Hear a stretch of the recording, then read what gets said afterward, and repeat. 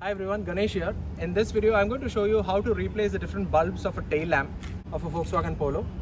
Now that the tail light is already out, you will have these tabs holding the back plate of the tail lamp.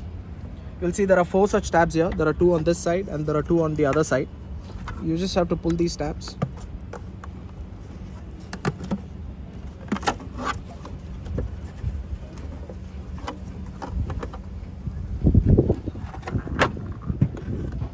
You can see the different bulbs here. So in this assembly, this is your brake light bulb. This is your tail lamp bulb, which activates when you turn on the headlights. This is your reverse light bulb.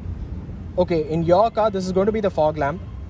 And this is your indicator lamp. Now the different bulb types are indicated here, as you can see. This is a P21W. There's a W5W here indicated. I can't. Then there's a PY21W. This is again a P21W. So the bulb specifications are also indicated here. Now to remove these bulbs, it is pretty simple. You just have to twist it and it will only twist in one direction as you remove it. Again, please be very careful when you're replacing the bulbs. It is best to not touch the glass assembly. What you need to do is, once you're done with all the replacements, use a microfiber towel to get rid of the dust and the fingerprint smudges.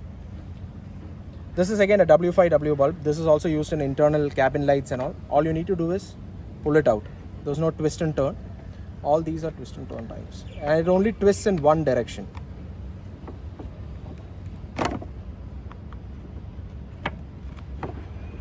Okay, since you're done with all the bulb replacements now, what you need to do is insert the bulb holder back into the tail light assembly. Forget about cleaning all this dust here, because invariably there's going to be a lot of dust which is going to gather at this location and it's not going to come inside, so that part is safe. These are the 4 notches here. Align it with them. Insert the bulbs inside.